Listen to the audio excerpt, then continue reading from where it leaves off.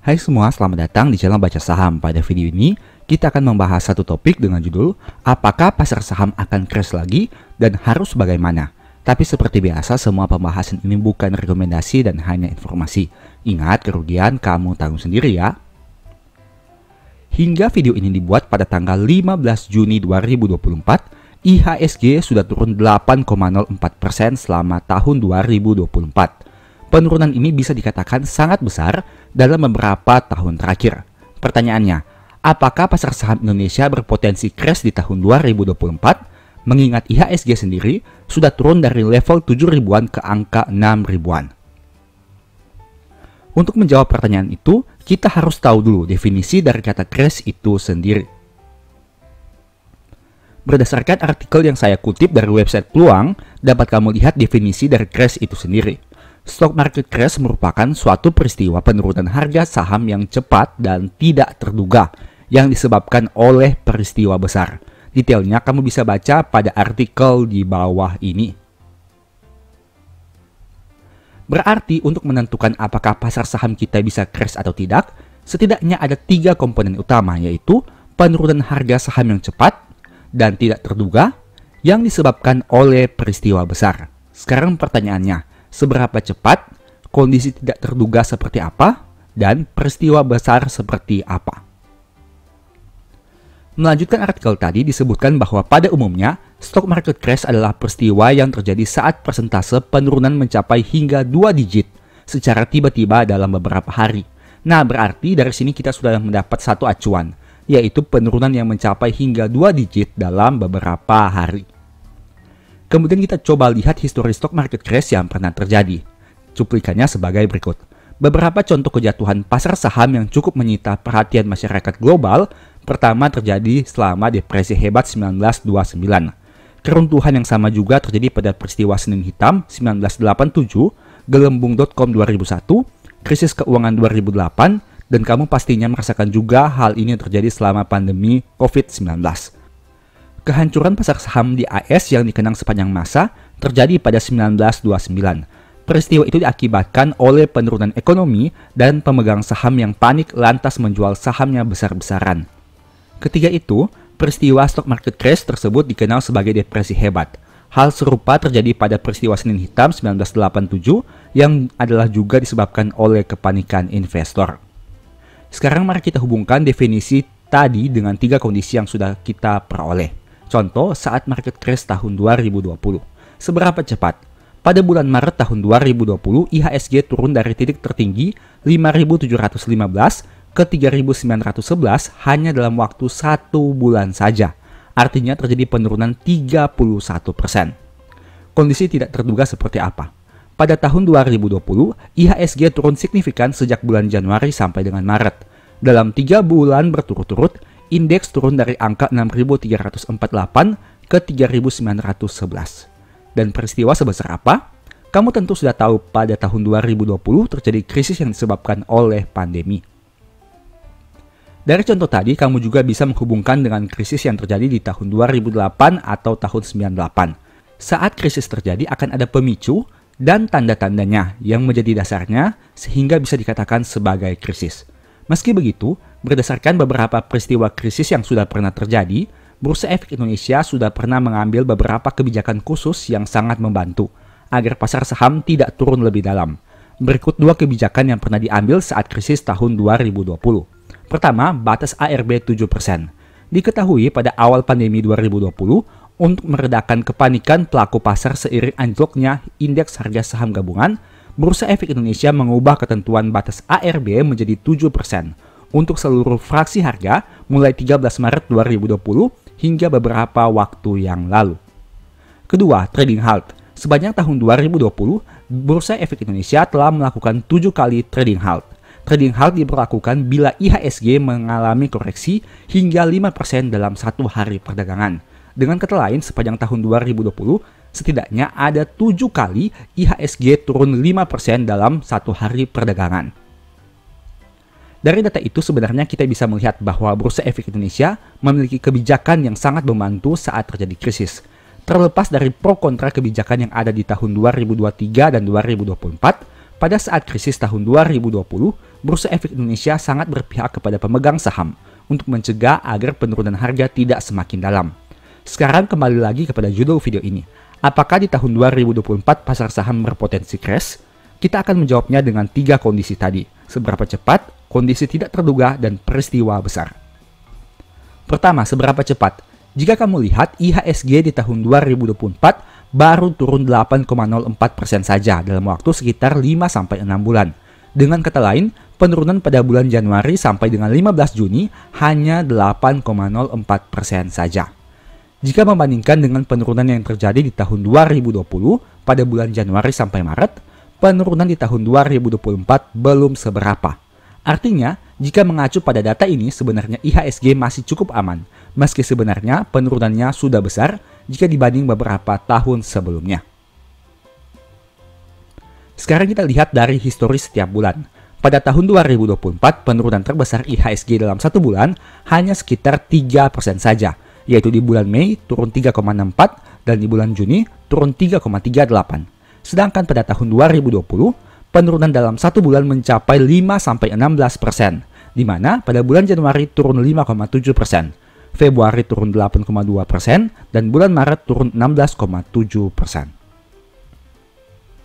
Dari data ini saja sebenarnya kamu bisa lihat bahwa penurunan di tahun 2024 belum ada apa-apanya dengan tahun 2020.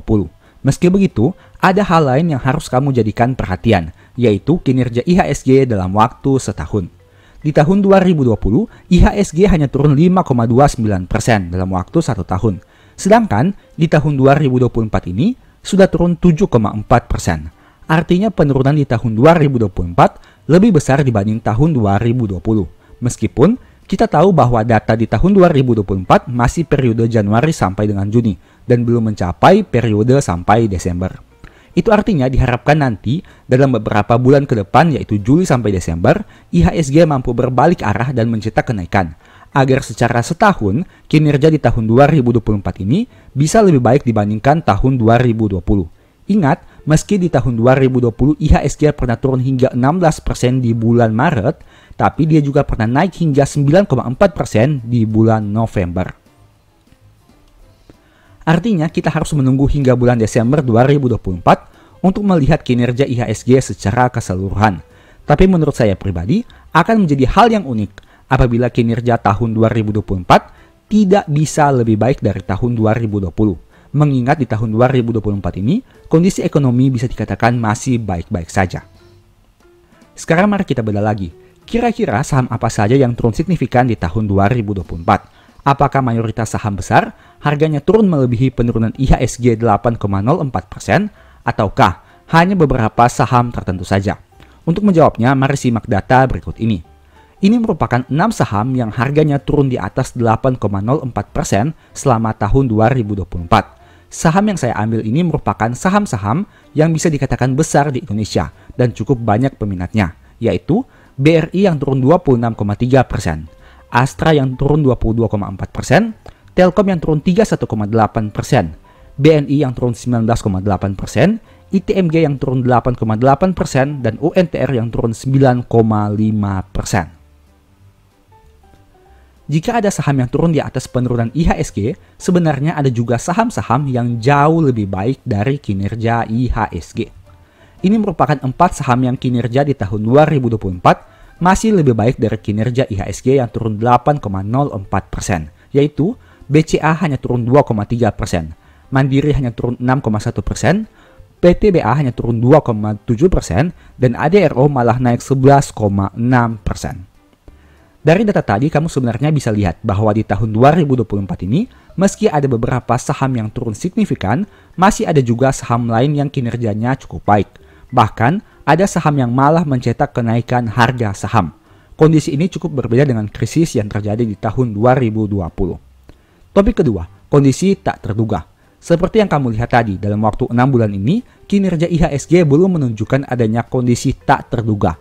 IHSG memang turun 3% di bulan Mei dan bulan Juni, tapi penurunannya bisa dikatakan stabil di angka 3%. Tidak seperti tahun 2020 yang turun semakin besar, dari 5,7 di bulan Januari, naik jadi 8,2 di bulan Februari, dan naik jadi 16,7 di bulan Maret.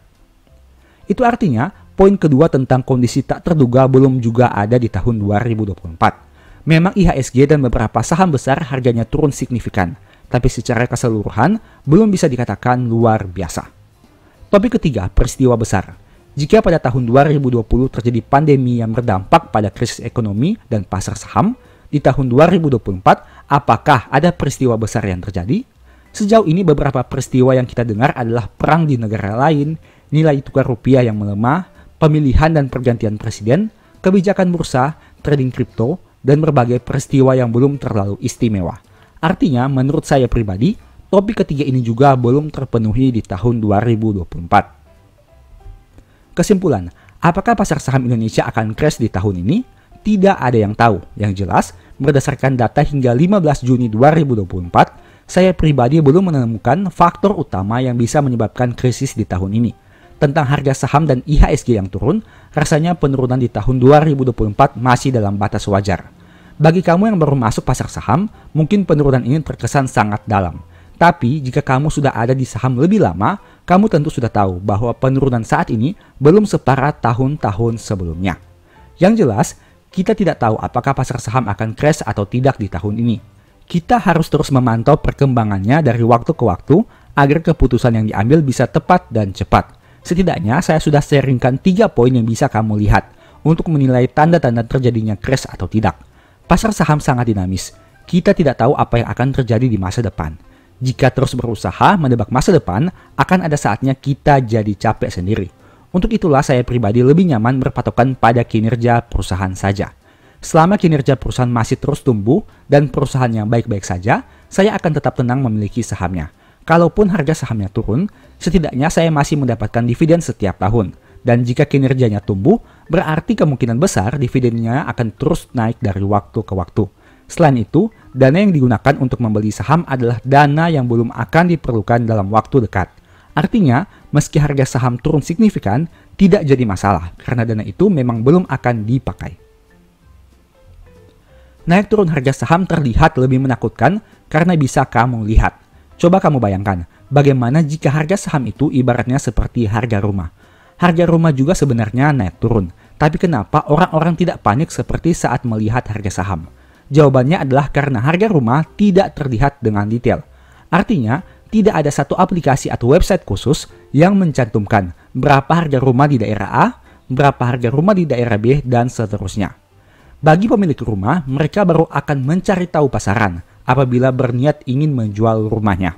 Dengan kata lain, selama rumah itu belum akan dijual, pemilik rumah tidak terlalu pusing dengan harga pasaran rumah dari waktu ke waktu. Kenapa kita tidak menggunakan konsep berpikir yang sama dengan harga saham? Kenapa kita jadi panik saat melihat harga yang naik turun setiap hari? Padahal saham itu belum akan kita jual dalam waktu dekat. Tentu saja hal ini akan beda ceritanya jika uang yang kamu gunakan adalah uang panas.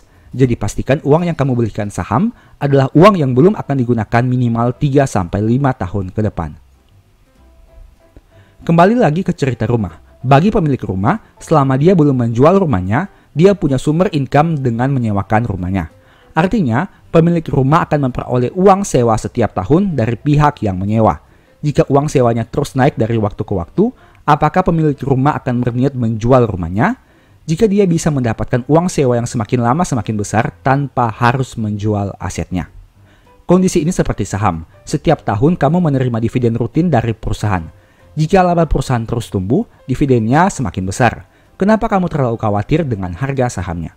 Seharusnya kamu malah bisa lebih tenang dari pemilik rumah. Karena kamu tidak perlu mengurusi biaya renovasi, pajak, perjanjian sewa menyewa, dan berbagai aktivitas lain saat menyewakan rumah. Di pasar saham, kamu hanya perlu beli sahamnya. Kemudian dividen otomatis akan dibagikan setiap tahun ke rekening tanpa harus ngapa-ngapain. Intinya, saya mau katakan bahwa setiap instrumen keuangan ada resiko.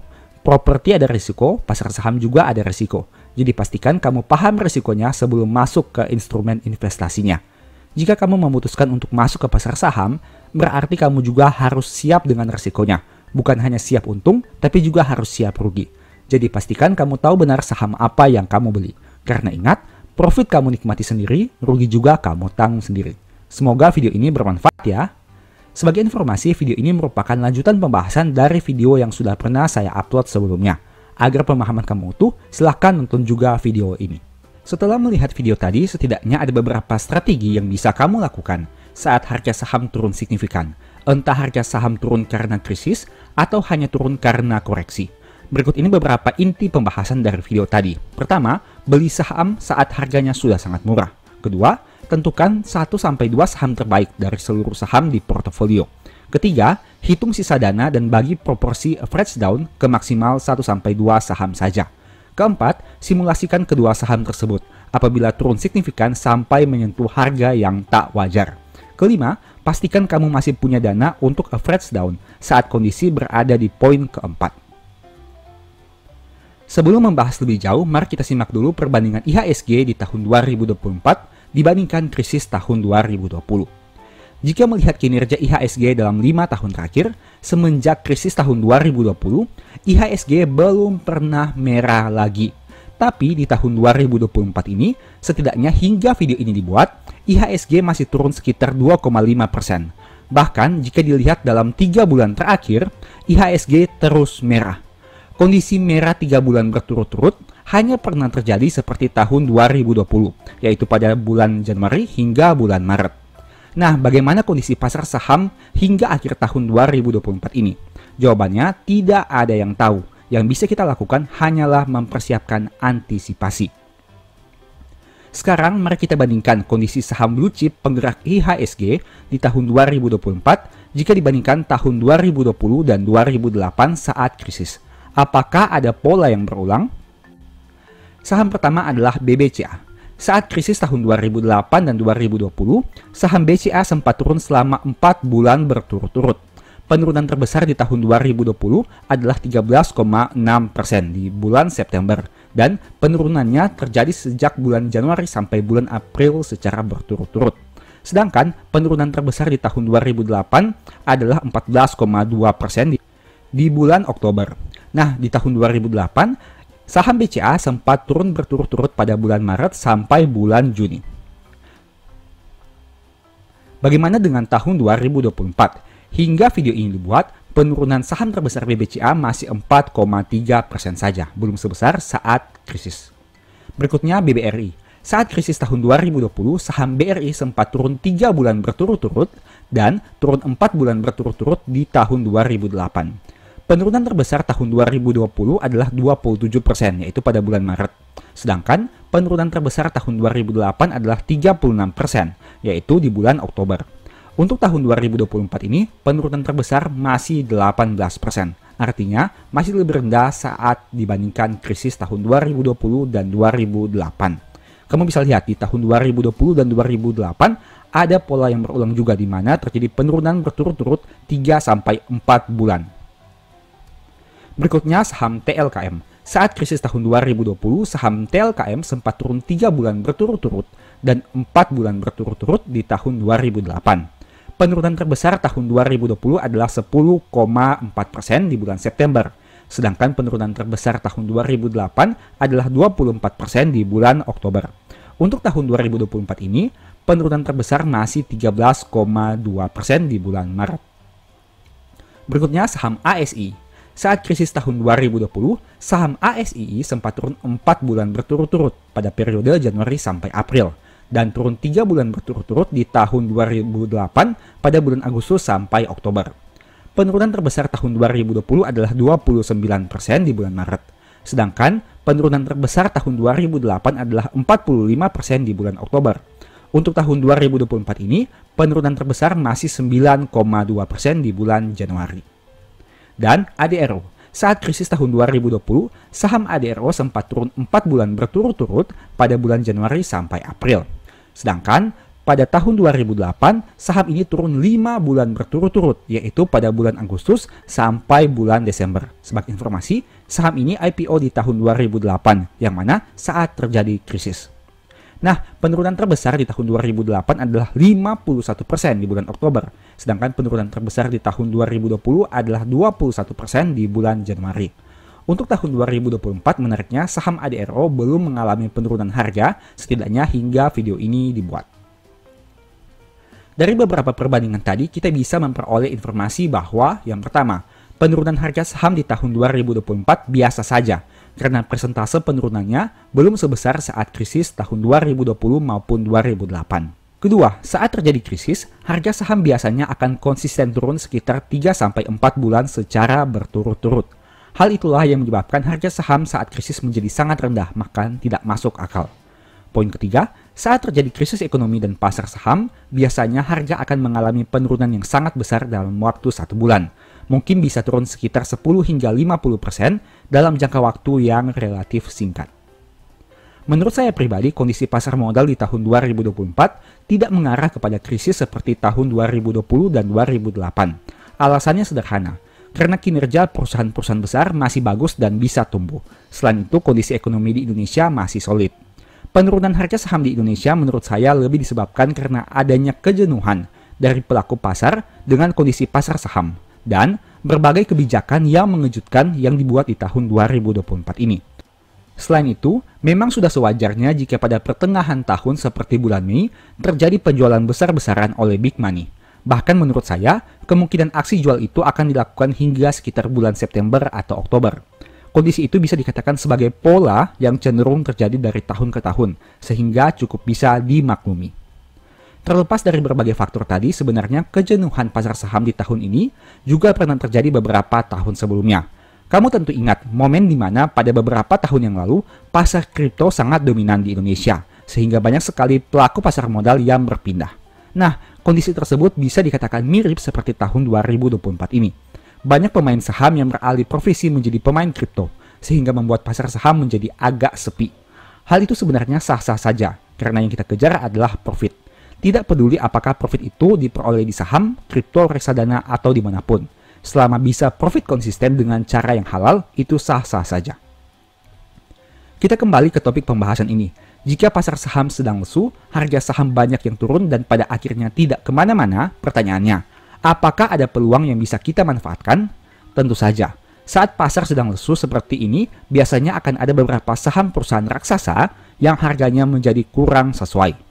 Hal itulah yang bisa kita manfaatkan, di mana melakukan pembelian secara bertahap pada saham-saham besar yang lagi salah harga. Apabila kamu yakin dengan saham yang akan dibeli, telah menganalisa aspek fundamental dari berbagai sisi, dan memiliki uang dingin yang belum akan digunakan dalam 3 tahun ke depan, mungkin saat ini adalah waktu yang tepat untuk membeli sedikit demi sedikit saham incaranmu. Ketika membeli saat ini, kamu tentu tidak boleh langsung berharap harga sahamnya akan langsung naik minggu depan atau bahkan bulan depan.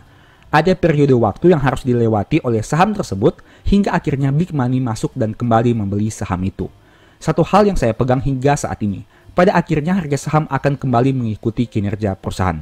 Dalam jangka pendek mungkin hanya ditentukan oleh supply and demand, tapi dalam jangka panjang kamu bisa lihat sendiri bagaimana kondisinya. Ketika harga saham turun signifikan, banyak orang menjadi tidak rasional. Nah, di saat itulah seharusnya kamu tampil beda dan berpikir secara rasional. Hal ini mudah diucapkan tapi sulit dilakukan. Saat harga saham turun signifikan, tentu kebanyakan berita memuat informasi negatif. Pada saat itu, kamu harus berjuang untuk membersihkan pikiranmu dari sentimen-sentimen tersebut dan berpikir lebih rasional untuk menganalisa saham. Kesempatan seperti itu jarang terjadi, tapi apabila kesempatan itu datang, manfaatkanlah sebaik mungkin. Ketika harga saham turun, setidaknya ada beberapa peluang yang bisa kamu peroleh. Pertama, beli saham bagus pada harga yang lebih rendah. Kedua, harga tahun 2024 seakan-akan kembali seperti harga pada beberapa tahun yang lalu, padahal kinerja di tahun ini sudah tumbuh lebih besar. Ketiga, kamu diberikan kesempatan memperoleh lembar saham yang lebih banyak dengan uang yang sama banyak. 4. Dividen yield jadi lebih besar karena membeli saham pada harga yang lebih rendah. Kelima, bukankah kondisi ini merupakan kondisi yang selama ini kamu tunggu-tunggu? Saat harga saham naik signifikan, kamu berharap agar turun lagi. Dan setelah harganya benar-benar turun, apakah kamu berani beli? Semoga video ini bermanfaat ya. Demikianlah pembahasan singkat pada video ini. Selalu ingat bahwa semua saham yang disebutkan bukan rekomendasi dan hanya informasi. Segala risiko kerugian menjadi tanggung jawab kamu sendiri. Di video berikutnya ingin dibahas materi apa lagi? Tulis di kolom komentar ya. Sebagai informasi, channel YouTube Baca Saham sekarang ada 2. Yang pertama Baca Saham dan Baca Saham dari Nol. Berikut ini beberapa list ebook baca saham. Pertama, Stock for Living, Strategi Menabung Saham, The Stock Market, dan Cara Cepat Analisa Laporan Keuangan. Apabila tertarik, chat saja pada nomor WA yang ada. Sekian video ini, semoga bermanfaat. Thank you.